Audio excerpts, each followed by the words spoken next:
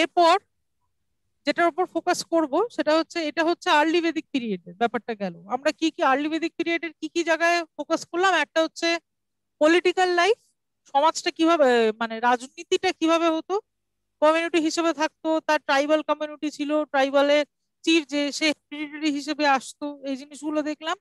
তারপরে ইকোনমিটা দেখলাম, তারা যেহেতু কমিউনিটি বেসিসে থাকতো, তাদের নিডস গুলো কম ছিল, তাদের গ্রিড গুলো কম ছিল, নিডস ছিল, সেই নিডটা ফুলফিল হয়ে যেত, যার জন্য তারা বেশি করে সেটার সঙ্গেই কিন্তু ইকোনমিটা ইনভলভ। ইকোনমি ইনভলভ মানে তারা ট্রেড অ্যান্ড কমার্স করতো না। হ্যাঁ, ট্রেড অ্যান্ড কমার্সের কোনো চলই ছিল না। এবং তাদের প্রাইভেট প্রপার্টিও ছিল না, ব্যক্তিগত সম্পত্তি তাদের কাছে ছিল না। তাই জন্য তাদের সমাজটা অনেক বেশি সিম্পল ছিল। এবং এটা গেল সোশ্যাল, ইকোনমিক এবং পলিটিক্যাল লাইফ। হ্যাঁ, মেনলি। ঠিক আছে, এছাড়া স্টেটাস অফ উইমেন ছিল, ইকুয়ালি তাদেরকে ট্রিট করা হতো মেনদের সাথে। এই কয়েকটা ইম্পর্টেন্ট ফ্যাক্টস এর পর আমরা দেখবো যে লেটার বেদিক পিরিয়ডে কিভাবে পুরো জিনিসটা একটা পরিবর্তন হয়ে যায়। লেটার বেদিক পিরিয়ডে কি হয়? লেটার বেদিক পিরিয়ডে সোসাইটি অনেক কমপ্লেক্স হয়ে যায়, যেটা বলছিলাম শুরুতেই। ওরা আর্লি বেদিক পিরিয়ডে প্রথমে হরিয়ানা বেল্টে সেটেল করে, সেখানে সমাজটা অনেক সিম্পল থাকে। হ্যাঁ, ওরা কিন্তু ছোট করে চাষবাস করে, নিজেদের মতো কমিউনিটিতে থাকে, এবং সমাজের কমপ্লেক্সিটি অনেক কম হয়, জটিলতা অনেক কম হয়। কিন্তু পরবর্তীকালে কি হয়, পরবর্তীকালে ওদের আস্তে আস্তে করে সমৃদ্ধিটা বাড়তে থাকে। ঠিক আছে, এবার মানুষ কমিউনিটিতে থাকে যাতে অল্প খরচা হয়, অল্প নিডস, তাই তো, মানে গ্রিড যাতে না হয়, যাতে নিডস এর মধ্যে রেস্ট্রিক্ট করা যায়। কিন্তু ওরা কি দেখলো পরবর্তীকালে, মানে আর্লি বেদিক পিরিয়ড কিন্তু এক আধ দিনের কথা নয়। আর্লি বেদিক পিরিয়ডের টাইম ফ্রেমটা প্লিজ মনে রাখবেন, যে ১,৫০০ থেকে ১,০০০ বছরের মধ্যে। তো ৫০০ বছরে তো একটা জিনিস তো চেঞ্জ হবে না, ৫০০ বছর ধরে সারা জীবন ধরে একটা জিনিস একই থাকবে, তা তো হয় না। এই ৫০০ বছর ধরে এই সিস্টেমটা চলছিল। তারপরে কি হলো, ৫০০ বছর পর দেখা গেল, মানে ১,০০০ থেকে ৬০০ বিসির মধ্যে কি দেখা গেল, ১,০০০ থেকে ৬০০ বিসি মানে কি ৪০০ বছর। ঠিক আছে, বেদিক বেদিক এজে দুটো ভাগ আছে, আমরা শুরুতেই পড়েছিলাম। প্রথম ভাগটা হচ্ছে ৫০০ বছর। ৫০০ বছর এইভাবে চললো, যেটা আমি এতক্ষণ ধরে করলাম। এবার আগামী ৪০০ বছর, আগামী ৪০০ ৫০০ বছর কিভাবে চললো সেটাই এখন দেখবো। আগামী ৪০০ ৫০০ বছর কি হলো, সোসাইটিটা অনেক কমপ্লেক্স হয়ে গেল। ঠিক আছে, অনেক কমপ্লেক্স হয়ে গেল, অনেক কমপ্লিকেশন শুরু হলো। এবং সেই কমপ্লেক্সিটি শুরু হওয়ার জন্যই সোসাইটির পলিটিক্যাল লাইফ, ইকোনমিক লাইফ এবং সোশ্যাল লাইফের মধ্যে কিন্তু আমূল পরিবর্তন ঘটলো। ঠিক আছে, এবং যেই ট্রাইবসরা তখন শুধুমাত্র একটা রিজিয়নে বসবাস করছিল, হেরিডিটারি ছিল, তাদের আর সেই ব্যাপারটা থাকলো না, তাদের সমৃদ্ধি বাড়লো এবং তাদের অ্যাম্বিশন বাড়লো। মানুষের কি হয়, এই চেঞ্জেস গুলো কখন হয়, যখন তাদের মানসিকতার একটা পরিবর্তন হয়। তাদের মানসিকতার পরিবর্তন কি হলো, তারা তখন ভাবলো যে আমরা এক্সপ্যান্ড করব, একই জায়গায় আর কতদিন থাকবো, আমরা এক্সপ্যান্ড করবো, এবার আমরা ছড়িয়ে যাব। হ্যাঁ, ছড়িয়ে যাব। এবং কেন ছড়িয়ে যাব, তার কারণ হচ্ছে সমৃদ্ধি, তাদের টাকা পয়সা, তাদের সমৃদ্ধি, তাদের প্রসপারিটি অনেক বেশি বেড়ে গেল। সেই জন্য তারা ভাবলো আমি এইটুকু এরিয়া না থেকে এবার আমরা এক্সপ্যান্ড করব। তখন কি হলো, তখন রাজা, মানে যে আর কি, মানে আগে যাকে আমরা ট্রাইবাল চিফ বলতাম, গোপাতি, ঠিক আছে, গোপাতি বলে যেটা দেখলাম ট্রাইবাল চিফ, সেই ট্রাইবাল চিফ তখন ভাবলো যে আমি এইটুকু রাজ্য কেন অধিকার করব। ঠিক আছে, কঙ্কার করার জন্য এত বড় একটা দেশ আছে, আমি এইটুকু জায়গায় কেন থাকবো, আমি আরো বেশি রাজ্য বিস্তার শুরু করব। এবার রাজার মাথায় তখন, যেহেতু সে সমৃদ্ধশালী হয়ে গেছে ততদিনে, তখন সে মনে করলো আমি আর এক জায়গায় থাকবো না, আমি তখন এক্সপ্যান্ড করব, স্প্রেড হয়ে যাব আরো ক্রমশ। তারা তখনই তারা পাঞ্জাব থেকে ক্রমশ ইউপি, বিহার, বেঙ্গল এইসব জায়গায় স্প্রেড হতে শুরু করলো। এবং এই এরিয়ায় কেন স্প্রেড হতে শুরু করলো, তার প্রথম কারণ অন্য কোনো এরিয়ায় নয়। কেন, প্রশ্ন করা যেতে পারে, তারা রাজস্থানের দিকে কেন শিফট করলো না, হ্যাঁ, বা তারা সাউথ ইন্ডিয়ায় কেন শিফট করলো না? তার প্রথম এবং প্রধান কারণ হচ্ছে জিওগ্রাফিক্যাল রিজন। ঠিক আছে, অবভিয়াসলি যেই জায়গাটা প্লেন ল্যান্ড, তাই তো, আমাদের প্লেন ল্যান্ডে হাঁটতে তো সুবিধা হয়, তাই তো, প্লেন ল্যান্ডে হাঁটতে আমাদের সুবিধা হয়। কিন্তু পাহাড়ি রাস্তায় হাঁটতে অনেক অসুবিধা হয়। সেরকমই ওরা যখন কঙ্কার করতে শুরু করলো, প্রথমেই যে জিনিসটা, যে জায়গাটা তাদের অ্যাট্রাক্ট করবে, সেটা হচ্ছে নদী ভিত্তিক সভ্যতা। সারা পৃথিবীর মধ্যে প্রথমেই যেখানে মানুষের বসবাস শুরু হয়, এটা মানুষের স্বভাবত নিয়ম, সেটা হচ্ছে নদী ভিত্তিক সভ্যতা। নদীর চারিপাশে মানুষ থাকতে চায়। কেন? নদীর চারিপাশে খাবার জল পাবে, পুকুরে মাছ পাবে, ভালো এগ্রিকালচার করতে পারবে। সব থেকে ইম্পর্টেন্ট নদীভিত্তিক সভ্যতা হচ্ছে ভালো এগ্রিকালচার করা যাবে। এগ্রিকালচারই তো, মানুষ তো দুবেলা দুটো খাবে, এখনো তো মানুষের সেটাই সমস্যা। আমফান ঝড়ে খেতে পাচ্ছিল না। এখনো মানুষের জীবনে সব থেকে বড় ক্রাইসিস যেটা, সেদিনও মানুষের জীবনে সব থেকে বড় ক্রাইসিস সেটাই ছিল, সেটা হচ্ছে খিদে। খাবার প্রপার দুবেলার দুটো মুঠো খাবার, এইটাই তো মানুষের সব থেকে বড় ক্রাইসিস। সেই ক্রাইসিসটা তখনও ছিল। সেই খাবার খোঁজার তাগিদে মানুষের সবার আগে কি নদীভিত্তিক সভ্যতাকে ক্যাপচার করতো। সেই জন্য যখন ওখানকার গোপাতিরা মনে করলো আমরা স্প্রেড হব, তখন অবভিয়াসলি সে রাজস্থানের দিকে না গিয়ে, সাউথ ইন্ডিয়ার দিকে না গিয়ে সে কিন্তু গঙ্গা প্লেনের দিকে প্যারালালি চলে গেল। ঠিক আছে। এবং গঙ্গা প্লেনের দিকে চলে যেতে লাগলো ফাইন ইনিশিয়ালি, কিন্তু তারপরেও সেখানেও বিভিন্ন জায়গায় বিভিন্ন টেরিটরি ভাগ হয়ে গেল। হ্যাঁ, মানে লড়াই হলো, বোঝাই যাচ্ছে কিভাবে ভাগ হলো, মানে লড়াই হলো, ইয়ে হলো, হয়ে প্রত্যেকটা রিজিয়ন ডিভিশন হয়ে গেল। ঠিক আছে। ডিভিশনটা কিভাবে হলো, যে রাজারা স্প্রেড করতে শুরু করলো ইন্ডিয়াতে, তখন যারা নর্থ নর্থ, এক মিনিট এক মিনিট এক মিনিট, হ্যাঁ হ্যাঁ হ্যাঁ হ্যাঁ, এটা কি সব চলে এলো দেখুন একটু। হ্যাঁ হ্যাঁ, এই যে যখন তারা নর্থ ইন্ডিয়া যেতে শুরু করলো, তখন যে নর্থে যেই রাজারা থাকলো সেই রাজাকে বলা হলো বিরাট। ঠিক আছে। North north northern part of the সিভিলাইজেশনে যে রাজারা বিলং করলো তাদেরকে বলা হলো বিরাট। ঠিক আছে। সাদার্ন পার্ট অফ দা সিভিলাইজেশনে সাউথ ইন্ডিয়া আস্তে আস্তে গেল, আস্তে আস্তে তো সারা ইন্ডিয়াই ক্যাপচার করে নিয়েছিল, কিন্তু সেটা অনেক পরে। ঠিক আছে। আমি ইনিশিয়ালি বলছি গঙ্গা প্লেন। তারপরে গঙ্গা প্লেনে পাকাপাকি বসে যাওয়ার পর তখন আরো স্প্রেড হলো, তারা আরো সমৃদ্ধশালী হলো, ইন্ডাস্ট্রি হলো, অনেক কিছু হলো, সেই জিনিসগুলো কি পরে আসছি। কিন্তু তারা ক্রমশ তখন প্রথমে গঙ্গা প্লেন, তারপরে কিন্তু চারিদিকেই সেটেল হয়ে গেল। তো গঙ্গা প্লেনে যারা সেটেল হয়েছিল তাদের নাম হলো বিরাট, মানে সেই রাজার নাম হলো, তাই সেই রাজাকে বিরাট বলে ডাকা হতো। এবং সাউথে যারা সেটেল হলো তাদের নাম হলো ভোজ। ঠিক আছে। সাউথ ইন্ডিয়ার অনেক রাজাদের নাম আমরা ইতিহাস জুড়ে পড়বো ভোজ। ভোজ নামটা কমন, পরবর্তীকালেও দেখা গেছিল, মানে এই ভোজ রাজার বংশোদ্ভূতই আর কি সবাই। ঠিক আছে। আর বাদিকে এই সরি মানে ওয়েস্টার্ন ইন্ডিয়া যারা হলো তাদেরকে বলা হতো স্বরাট। ঠিক আছে। স্বরাট, স্বরাট, স্বরাট বলা হতো। ঠিক আছে। এবং যারা ইস্টার্ন ইন্ডিয়াতে সেটেল করলো তাদেরকে বলা হতো সম্রাট। ঠিক আছে, যেটা আমরা জানি সম্রাট খুব কমন একটা টার্ম আমাদের জন্য। তো বিরাট, ভোজ, স্বরাট এবং সম্রাট। ঠিক আছে। এবং মিডলে যে ছিল, middle mid portion of India, তাকে বা mid portion of the this reason Bharat যেটাকে বলতো তখন, মিড পোর্শন অফ ভারতে যে রাজা থাকতো তাকে বলা হতো রাজা। তার তার নামেই রাজা, মানে তার থেকেই প্রথম রাজা টার্মটা আমরা জানতে পেরেছি। তার আগে কিন্তু কেউ রাজাকে রাজা বলে ডাকতো না। তার আগে কি বলতো, গোপাতি বলতো। শুরুতে বললাম যে ট্রাইব, তাকে বলতো গোপাতি। গোপাতি মনে করলো যে আমি স্প্রেড হব, আমি আরো সমৃদ্ধশালী হয়ে গেছি, আমি ক্যাপচার করব। তখন নর্থ ইন্ডিয়া যে ক্যাপচার করলো তাকে বললো বিরাট, সাউথ ইন্ডিয়া যে ক্যাপচার করলো তাকে বললো ভোজ, ওয়েস্টে হচ্ছে স্বরাট, ডান দিকে হচ্ছে সম্রাট, এবং মাঝখানে সেন্ট্রালি যে থাকলো, সেন্ট্রাল ইন্ডিয়া, তাকেই বলা হলো রাজা। The word রাজা came for the first time during later Vedic period. ঠিক আছে। রাজা শব্দটা কেউ acquainted ছিল না। রাজা শব্দটা প্রথম এলো কখন, যখন সমাজ কমপ্লেক্স হচ্ছে 1000 BC পরে। ঠিক আছে। যখন মিড মানে একদম সেন্ট্রাল ইন্ডিয়া যে ক্যাপচার করলো সেই হলো প্রথম রাজা। এটা গেল রাজার ডিভিশন। ঠিক আছে। রাজারা কিভাবে ডিভাইডেড হলো সেটা এখানে ডিভিশনটা বলা হয়েছে। এছাড়াও রাজা ছাড়াও রাজারা একটা, এবার কি হলো, সারা সমাজকে ডিভাইড করা হলো। সমাজকে কিভাবে ডিভাইড করা হলো, on the basis of caste. কাস্টটা আগে এটা একটু বলে নি, আর্লি বেদিক পিরিয়ডও কাস্ট কিন্তু ছিল, কাস্ট সিস্টেম আর্লি বেদিক পিরিয়ডও ছিল, কিন্তু আর্লি বেদিক পিরিয়ডে সেটা কিন্তু একদমই হেরিডিটারি হয়নি, মানে বংশানুক্রমিক কাস্ট সিস্টেম ছিল না। আর্লি বেদিক পিরিয়ডে কাস্ট কিভাবে ঠিক হয়েছিল, যে যে কাজটা করতো সেই ভিত্তিতে কাস্ট তৈরি হলো। মানে কি, যে ব্রাহ্মণ মানে সরি যে বেদ পড়তে পারে তাকে ব্রাহ্মণ বলা হলো। ঠিক আছে।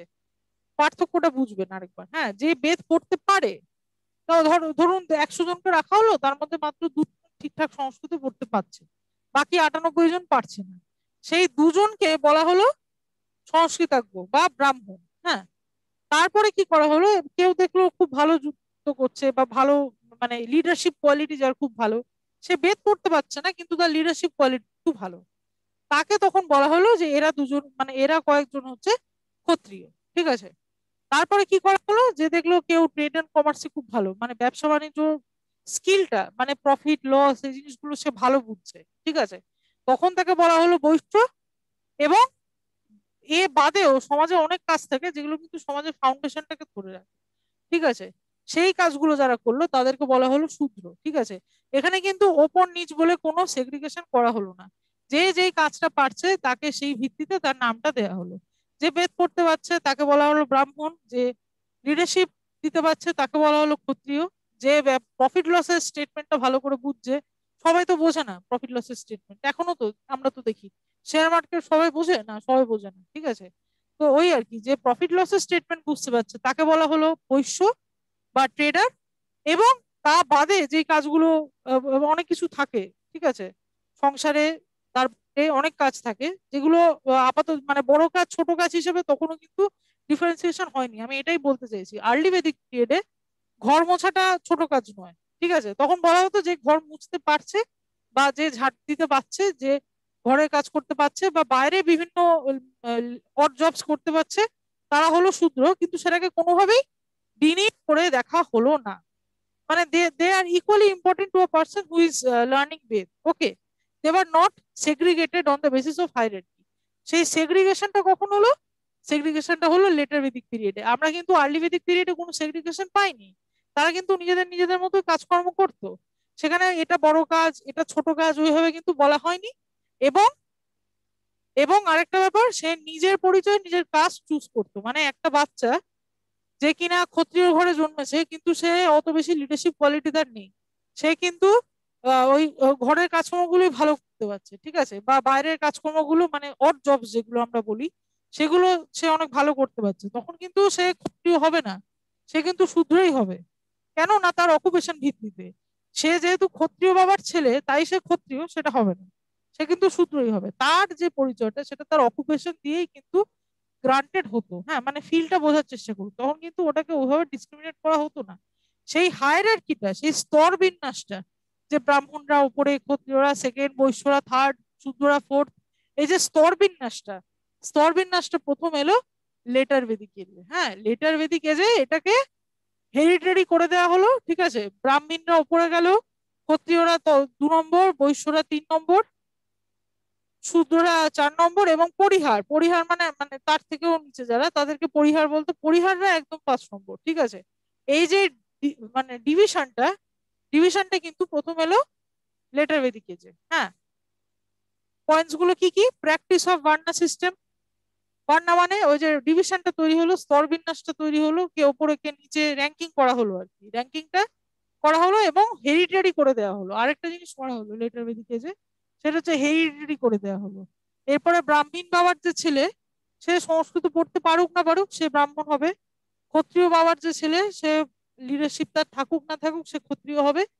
জিনিসগুলো কিন্তু লেটার বেদিক পিরিয়ডে ফিক্স করে দেওয়া হলো, যে যে যেই ঘরে জন্মগ্রহণ করবে তার কাজটা সেই অনুযায়ী কিন্তু যাবে।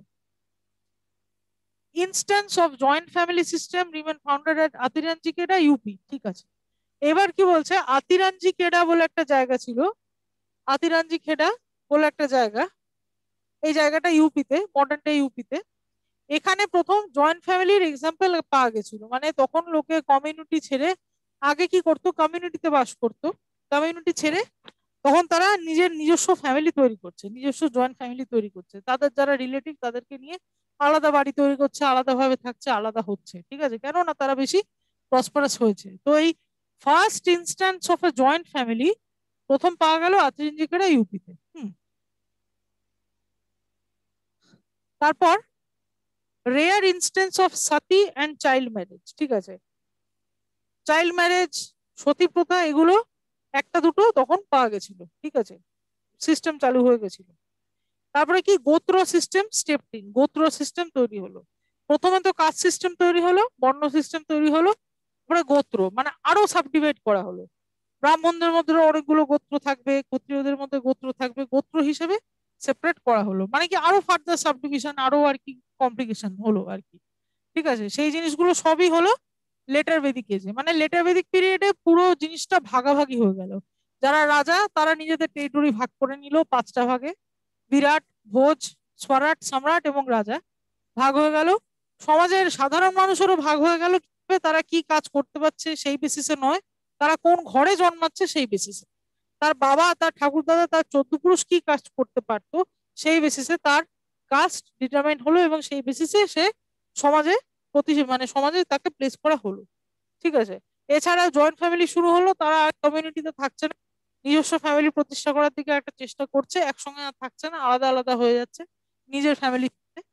এবং গোত্র সিস্টেম চালু হলো। এবং এবং আগে কি হতো, আর্লি বেদিক পিরিয়ডে আমরা পড়লাম উইমেনদেরকে ইকুয়াল স্ট্যান্ড পয়েন্ট দেওয়া হতো মেনদের সাথে, তাদের এডুকেশন দেওয়া হতো। কিন্তু লেটার বেদিক পিরিয়ডে সেটাও আর রইলো না, উইমেনদের স্ট্যাটাসটা ডিক্লাইন করলো। দেখাই যাচ্ছে যে সতী প্রথা এবং চাইল্ড ম্যারেজ শুরু হলো। সতী প্রথা চাইল্ড ম্যারেজ শুরু হলো মানেই উইমেনদের স্ট্যাটাসটা ডিক্লাইন করলো, একদম ডিক্লাইন করে গেল, যেটা আর্লি বেদিক পিরিয়ডে ছিল সেটা আর রইলো না।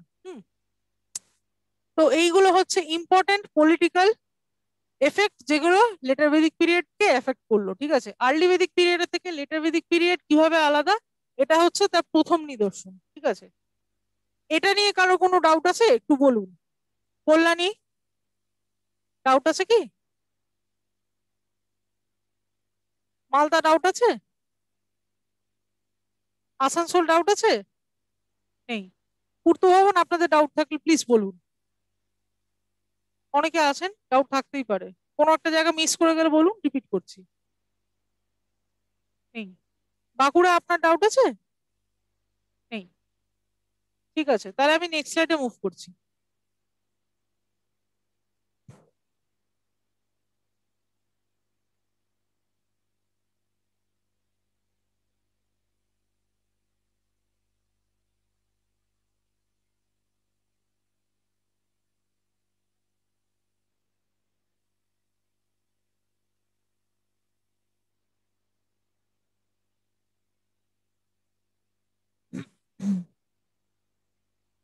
হ্যাঁ, facts about later Vedic age. Later Vedic এজের কি কি ইম্পর্টেন্ট ফ্যাক্টস আছে সেগুলো। Emergence of Vajapeya and Rajasuya yajna, ঠিক আছে, ইয়াজনা, যাই হোক, Vajapeya and Rajasuya yajna rituals based on the term rashtra. ঠিক আছে, তখন কিন্তু এবার রাষ্ট্র টার্মটা একটু বুঝিনি, রাষ্ট্র কিভাবে উদ্ভব হলো। রাষ্ট্রর যে কনসেপ্টটা সেটা কিন্তু প্রথম উদ্ভব হলো এই সময়। ঠিক আছে, লেটার ভেদিক এজে। কেন না, এর আগে লোকে কমিউনিটি ওয়াইজ বসবাস করতো ছোট ছোট জায়গায়, ছোট ছোট ভাবে। এখন কি হলো, এখন রাজা ভাগ হয়ে গেল, মানে বুঝতেই পারছেন যে সারা ইন্ডিয়ায় 5 জন রাজা, মানে অনেক বড় টেরিটরি এস্টাবলিশ হলো। একজন রাজার আন্ডারে অনেকটা বড় টেরিটরি লিডারশিপের আন্ডারে আসলো। তার মানে কি, সেটা একটা রাষ্ট্রে পরিণত হলো। একটা রাষ্ট্র আর একটা ছোট জায়গার মধ্যে তফাৎ কি, একটা ছোট জায়গার এরিয়াটা কম, সেখানে কমপ্লেক্সিটি কম, সেখানে মানুষের সংখ্যা কম, পপুলেশন কম, সেই জন্য সেটা একটা মানে কি বলবো, একটা অঞ্চল বলে। কিন্তু রাষ্ট্র কাকে বলে, যখন একটা বড় এরিয়াকে একজন লিডার কভার করে সেটাকেই বলে রাষ্ট্র। ঠিক আছে, দ্য কনসেপ্ট অফ রাষ্ট্র for the first time came during the later Vedic age. রাষ্ট্র প্রতিষ্ঠা হলো, এবং রাষ্ট্র প্রতিষ্ঠা হলো কিভাবে, যখন সেই রাজারা নিজেদেরকে এক্সপ্যান্ড করলো, আরো বেশি এক্সপ্যান্ড করলো, যত দিন যাচ্ছে তত বেশি তাদের রাজ্য বিস্তার করছে, সুতরাং সেটা একটা বড় কনসেপ্টে পরিণত হলো এবং সবাই একত্রিত হলো, সেটাকে বলছে রাষ্ট্র। ঠিক আছে, এবং আরেকটা জিনিস করা হতো, যজ্ঞ করা হতো। ঠিক আছে, দু রকমের যজ্ঞ করা হতো, একটা হচ্ছে বাজপেয়ী যজ্ঞ, একটা হচ্ছে রাজসূয় যজ্ঞ। রাজসূয় যজ্ঞ, বাজপেয়ী যজ্ঞ কখন করা হতো, যখন রাজ্য বিস্তার সফল হতো। ঠিক আছে, মহাভারতের যুগে আমরা দেখেছি যে একটা করে যুদ্ধ জিতছে আর একটা করে যজ্ঞ করছে, মানে অ্যাজ আ সেলিব্রেশন। ঠিক আছে, as a celebration for their victory over a particular empire বা টেরিটরি, তখন কিন্তু যজ্ঞ করা হতো। হ্যাঁ, সেলিব্রেশন হিসেবে করা হতো। আবার যখন চাওয়া, মানে যখন কামনা করা হতো যে আই মাস্ট কনকার দ্যাট, ঠিক আছে, সেই যুদ্ধের প্রিপারেশন স্বরূপও কিন্তু যজ্ঞ করা হতো। এটা মহাভারতে, রামায়ণে অনেকবার দেখা গেছে। হ্যাঁ, ওটাই মানে আমাদের কাছে আর কি, আমরা ওগুলো আর কি দেখেছি টিভিতে অনেক প্রোগ্রামের মাধ্যমে। তো ওইভাবে বুঝলে ব্যাপারগুলো বুঝতে সুবিধা হবে। যজ্ঞ মানে কি, রাজসূয় যজ্ঞ, তারপরে বাজপেয়ী যজ্ঞ, এগুলো সব করা হতো নয় অ্যাজ এ সেলিব্রেশন জেতার পর, বা জেতার কারণে, যে জিততে যাওয়ার আগে, মানে একটা পুজোর মতো দেওয়া হতো, যজ্ঞ করা হতো, এবং ভগবানকে বলা হতো যে আমাকে জিতিয়ে দাও অমুক যুদ্ধে, যাতে আমার টেরিটরি আরো বড় হয় এবং আমি একটা রাষ্ট্রের সূচনা করতে পারি। ঠিক আছে, সেই জন্য রাষ্ট্র সূচনার সঙ্গে যজ্ঞের কিন্তু ইম্পর্টেন্ট লিঙ্ক আছে। বাজপেয়ী যজ্ঞ এবং রাজসূয় যজ্ঞ সবই কিন্তু রাষ্ট্র সূচনার জন্য হয়েছিল। ফার্স্ট পয়েন্ট এটা। Second point, mainly iron based lifestyle denoted by iron grey ware. ঠিক আছে, এর আগে আমরা পড়লাম আর্লি বেদিক পিরিয়ডে কি ছিল, অখাট কালার পটারি ছিল, মানে যেটা মাটি, বেসিক্যালি মাটি ভিত্তিক, ঠিক আছে, মাটি দিয়েই তৈরি হতো পটারি গুলো, মানে আসবাবপত্র। পটারি মানে আসবাবপত্র, আসবাবপত্রগুলো মাটি দিয়েই কিন্তু তৈরি করা হতো। পরবর্তীকালে কি করা হলো, আয়রন বেসড সভ্যতার দিকে মুভ করা হলো, মানে কি আয়রন ইউজ করা হলো, লোহা ইউজ করা হলো, লোহার তখন একটা চল দেখা গেল, লোহার আবিষ্কার হলো, এবং এই লোহার আবিষ্কারের সঙ্গে কিন্তু এই রাজ্য বিস্তার, রাষ্ট্র তৈরি হওয়া, কমিউনিটি ভেঙে যাওয়ার কিন্তু হাইলি, লোহা আবিষ্কার হয়েছিল বলেই কিন্তু কমিউনিটি ভেঙে গেল। লোহা আবিষ্কার হওয়ার সঙ্গে সঙ্গে কি হলো, ইন্ডাস্ট্রিটা বাড়লো। আমরা জানি ইন্ডাস্ট্রির মেন র মেটেরিয়াল কি, যে কোনো ইন্ডাস্ট্রির মেন র মেটেরিয়াল কি, আয়রন, তাই তো, সেটা আজও। ওই জন্য iron was discover during this age, iron discover হয়েছে বলেই কিন্তু এত বেশি আর কি মানে স্প্রেড আউট হতে পেরেছে। এই যে রাজারা স্প্রেড আউট হলো 5টা রিজিয়নে, ঠিক আছে, এত বেশি কমপ্লেক্স সোসাইটি হয়ে গেল, রাষ্ট্র তৈরি হচ্ছে, তাদের নিড আর নিডে নেই, সেটা গ্রিডে পরিণত হচ্ছে, ঠিক আছে, আরো চাই আরো চাই আরো চাই, প্রাইভেট প্রপার্টি, জয়েন্ট ফ্যামিলি, কি নয়, ঠিক আছে। এগুলো সব কেন হলো, আয়রনের আবিষ্কারের জন্য হলো। আয়রনের আবিষ্কার তাদেরকে রাতারাতি একটা সমৃদ্ধশালী পরিস্থিতিতে তুলে ধরলো, ঠিক আছে। সেই জন্য mainly later Vedic age was called iron based lifestyle, আয়রনের ওপর ভিত্তি করে কিন্তু পুরো সমাজটা চললো, ডিনোটেড বাই আয়রন গ্রেওয়্যার। তখন অখাট কালার পটারির জায়গায় তখন কিন্তু আয়রন পটারি ইউজ করা হলো, ঠিক আছে। ওসিপি বা অখাট কালার পটারি হচ্ছে আর্লি ভেদিক এজে, আর আয়রন গ্রেওয়্যার আইজিডব্লিউ, আইজিডব্লিউ বা আয়রন গ্রেওয়্যার কিন্তু ইউজ করা হলো লেটার ভেদিক পিরিয়ডে, যখন ব্যাপারটা আরো বেশি ম্যাচিওর করলো। বিগিনিং অফ আরবানাইজেশন, ও যে আগে কি ছিল, ছোট গ্রাম ছিল, ঠিক আছে, ছোট কমিউনিটি ছিল, ট্রাইবাল এরিয়া ছিল, তারপরে আয়রন আবিষ্কার হয়ে গেছে, ঠিক আছে, বিশাল বড় আবিষ্কার হয়ে গেছে, তখন কি এবার আমরা শুধু এগ্রিকালচার নিয়ে সন্তুষ্ট সন্তুষ্ট থাকতে পারবো না, আমাদের শিল্পও চাই, কৃষিও চাই, কৃষি আমাদের ভিত্তি, শিল্প আমাদের ভবিষ্যৎ, সেরকম টাইপের ব্যাপার। এবার কি শিল্পও চাই, যেহেতু আয়রন আবিষ্কার হয়ে গেছে, সেই জন্য আরবানাইজেশন শুরু হলো, নাগরিক মানে কি বলবো, নাগরিকরণ শুরু হলো, নাগরিক একটা সভ্যতা শুরু হলো, আস্তে আস্তে নগর প্রতিষ্ঠা হলো, গ্রাম আর থাকলো না, গ্রামের মধ্যে যখন বিভিন্ন আয়রন দিয়ে জিনিসপত্র তৈরি করা হলো, সেটাই তো আস্তে আস্তে একটা নগরে পরিণত হলো, ঠিক আছে। So beginning of urbanization happened mainly due to the iron based lifestyle, ঠিক আছে। এই সব কিছু একটা বইতে মেনশন করা, কোথায়, তাত্রিয়া আরণ্যক, ঠিক আছে, হ্যাঁ তাতিরিয়া আরণ্যক, এই বইটাতে এই সবকিছু আয়রন বেসড লাইফস্টাইলের কথা, আয়রন কিভাবে লেটার ভেদিক এজকে একদম আমূল পরিবর্তন ঘটানো, আয়রনের আবিষ্কার কিভাবে একটা যুগান্তকারী আবিষ্কার হিসেবে দেখা দিল, সেইটাই এক্সপ্লেন ইন তাত্রিয়া আরণ্যক, ঠিক আছে। তাত্রিয়া আরণ্যক বইটাতে পুরো আয়রন বেসড সিভিলাইজেশনটা এক্সপ্লেন করা হলো। আরেকটা জিনিস, শুধুমাত্র আয়রন নয়, ফার্মিং এর ক্ষেত্রেও কিন্তু উন্নতি করা হলো। আর লেটার ভেদিক এজে কিভাবে মিক্সড ফার্মিং চালু করা হলো। আগে কি করছিল, আর্লি ভেদিক আরিয়ানরা কি করছিল, একটু কম্পেয়ার করে পড়ুন, একটু কম্পেয়ার করে শুনুন, তাহলে মাথায় থাকবে। এখান থেকে কিন্তু কনসেপচুয়াল এমসিকিউ সলভ করা যেতে পারবে। কনসেপ্টটা বিল্ড করা খুব ইম্পর্টেন্ট, আগে কনসেপ্টটা একটু কান খুলে ভালো করে শুনে নিন, নিলে আর কি সুবিধা হবে। এই যে মিক্সড ফার্মিং তৈরি হলো, আগে কি ছিল, আর্লি ভেদিক পিরিয়ডে কিন্তু মিক্স ফার্মিং না, ওরা শিফটিং এগ্রিকালচার করছিল, তাই তো, এক জায়গায় যাচ্ছিল, ওখানে 1 বছর চাষ করছিল, জমিটা পুড়িয়ে দিয়ে চলে আসছিল, কারণ তারা অ্যাডভান্সড এগ্রিকালচার জানতো না। পরবর্তীকালে লেটার পিরিয়ডে তারা কিন্তু অ্যাডভান্সড এগ্রিকালচার তারা কিন্তু মিক্সড ফার্মিং শিখলো, মিক্সড ফার্মিং শিখলো বলেই কিন্তু নানা রকম কায়দায়, নানা রকম শৈলীতে তারা চাষবাস শুরু করলো। মিক্সড ফার্মিং মানে কি, আমাদের জিওগ্রাফিতে এই টার্মটা খুব ইম্পর্টেন্ট।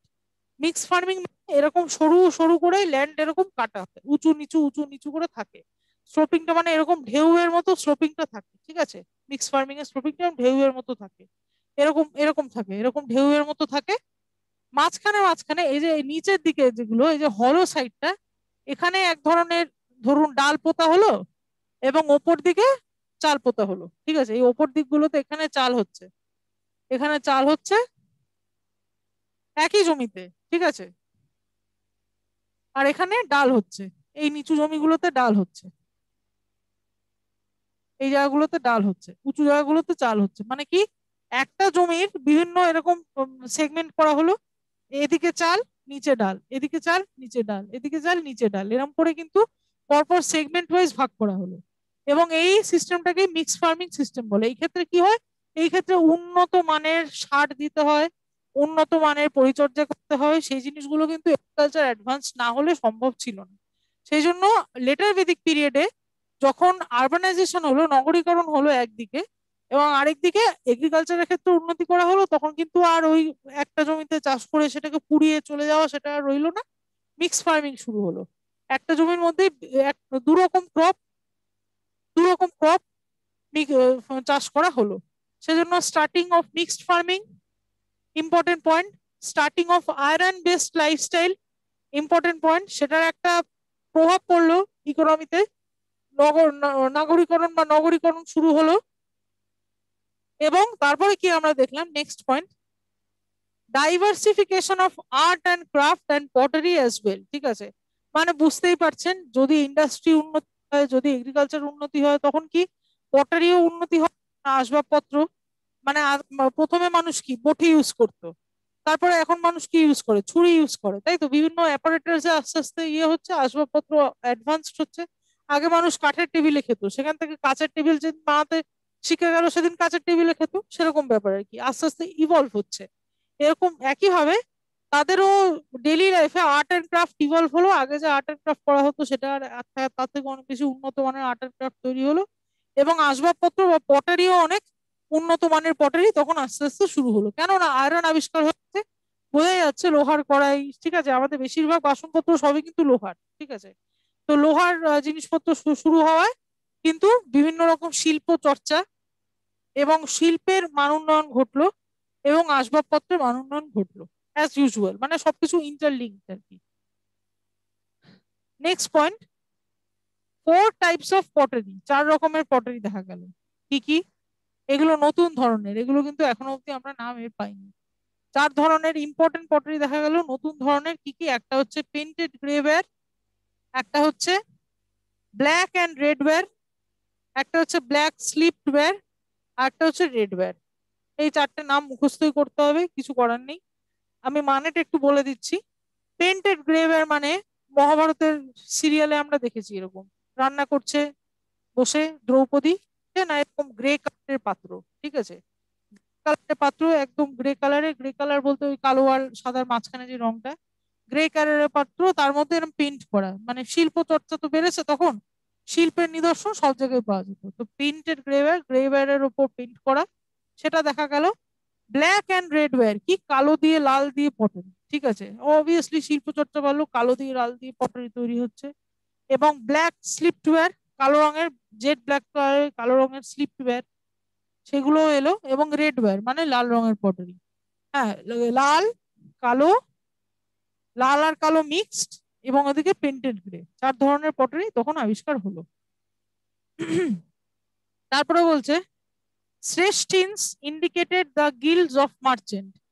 অবভিয়াসলি একটু আগে আমরা কি পড়লাম, যে ট্রেড অ্যান্ড কমার্স তখন ইভলভ করছে। ঠিক আছে, ট্রেড অ্যান্ড কমার্স ইভলভ করছে, ইন্ডাস্ট্রি ইভলভ করছে, তখন আমাদের শিল্পের বা কৃষির পাশাপাশি শিল্পও দরকার। তাই জন্য ট্রেড অ্যান্ড কমার্স ইভলভ করার জন্য কি হলো, এক ধরনের গিল্ড বা গিল্ড অফ মার্চেন্টস তৈরি হলো। তাদেরকে বলতো, সেই ভাষায় তাদেরকে বলতো শ্রেষ্ঠীন। ঠিক আছে, শ্রেষ্ঠীন বলা হতো। শ্রেষ্ঠীন হচ্ছে গিল্ড অফ মার্চেন্টস। ঠিক আছে, গিল্ড অফ মার্চেন্টস কে শ্রেষ্ঠীন বলা হতো। গিল্ড অফ মার্চেন্টস কেন তখন এসেছিল, আবির্ভাব ঘটেছিল কেন? ট্রেড অন কমার্সের উন্নতি হয়েছিল বলে।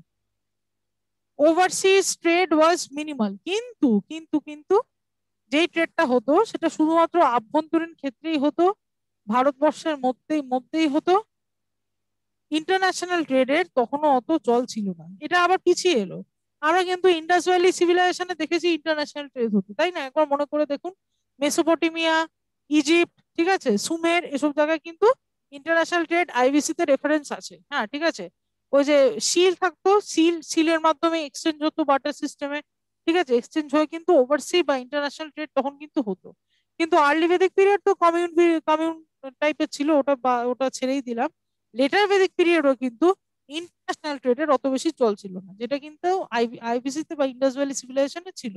সেই জন্যই তো ইন্ডাস ভ্যালি সিভিলাইজেশনকে অনেক সভ্যতা থেকে অনেক এগিয়ে, অনেক অগ্রসর সভ্যতা ধরা হয়, কারণ এমন এমন জিনিস ইন্ডাস ভ্যালিতে হতো যেটা পরবর্তীকালে সময় এগিয়ে আসার পরেও আমরা খুঁজে পাইনি। যেমন বৈদিক যুগে কিন্তু ইন্টারন্যাশনাল ট্রেড হতো না, ঠিক আছে। ওভারসি ট্রেড ওয়াজ মিনিমাল, মিনিমাল মানে হতো কিন্তু খুবই কম, সেটা নেগলিজিবল, সেটাকে কাউন্টারের মধ্যে ধরা উচিত না, ঠিক আছে। এই পয়েন্টস গুলো আরেকবার রিভাইজ করি, ঠিক আছে। আর লেটার বেদিক এরিয়া যে কি কি ইম্পর্টেন্ট, একটা হচ্ছে রাষ্ট্রর কনসেপ্টটা তৈরি হলো। এখন আর মানুষ কমিউনিটিতে ছোট জায়গায় ছোট্ট ভাবে নিজের মতো করে বাস করছে না, ট্রাইব হিসাবে বাস করছে না, এখন রাষ্ট্র গঠন হচ্ছে, রাজারা বিভিন্ন জায়গায় স্প্রেড আউট হচ্ছে। কেন না, লোহার আবিষ্কার হওয়ার ফলে, ঠিক আছে। এবং যজ্ঞ করছে, বাজপেয়ী যজ্ঞ, রাজসূয় যজ্ঞ তখন পপুলার ছিল। লোহার আবিষ্কার হলো, এটা খুব important, very very very important, 3-4টে স্টার, ঠিক আছে। লোহার আবিষ্কার হলো, লোহার আবিষ্কার হওয়ার পরে কি হলো, আরবানাইজেশন হলো, ঠিক আছে, নগরীকরণ হলো। এবং এই সবকিছু একটা বইতে মেনশন থাকলো কি, তাত্রীয় আরণ্যক, এই বইটাতে সবকিছু লোহার সভ্যতার কিভাবে প্রসার ঘটলো সেটার মেনশন থাকলো তাত্রীয় আরণ্যকে। এছাড়া শুধু শিল্প নয়, কৃষিতেও উন্নয়ন হলো, কৃষিতে মিক্স ফার্মিং হলো, ঠিক আছে। এবং তার ফলে আর্ট অ্যান্ড ক্রাফট এবং পটারিতেও উন্নতি হলো, বিভিন্ন টাইপের পটারি ইন্ট্রোডিউস করা হলো। এবং ট্রেড অ্যান্ড কমার্সে উন্নতি হওয়ার ফলে গিল্ড অফ মার্চেন্ট তৈরি হলো, মার্চেন্টের একটা নিজস্ব ইউনিয়ন, মানে যেটাকে আমরা ট্রেড ইউনিয়ন বলি আজকের ভাষায়, ঠিক আছে। সেই ধরনের ট্রেড ইউনিয়ন তৈরি করা হলো। হ্যাঁ, তাদেরকে কি বলা হতো, শ্রেষ্ঠীন, সেই ধরনের ট্রেড ইউনিয়নকে বলা হতো শ্রেষ্ঠীন। এবং ওভারসি ট্রেড কিন্তু মিনিমাম হতো, ওভারসি ট্রেড বেশি হতো না। এইগুলো হচ্ছে এই স্লাইডের মোটামুটি ইম্পর্টেন্ট পয়েন্ট। মানে আয়রন ভিত্তিক সভ্যতা, আয়রন বেসড সিভিলাইজেশন। এই যে আর্লি বেদিক এজ থেকে লেটার বেদিক এজে যাওয়ার মূল যেই সূত্রটা, মূল যে সূত্রটা সেটা হচ্ছে প্রাচুর্য। প্রাচুর্য যেটা আগে বললাম, প্রাচুর্য হয়েছিল বলেই ইভলভ করলো, ঠিক আছে, 1000 বছর, 1000 BC পর থেকে। 500 থেকে 1000 BC একরকম জীবনযাপন ছিল।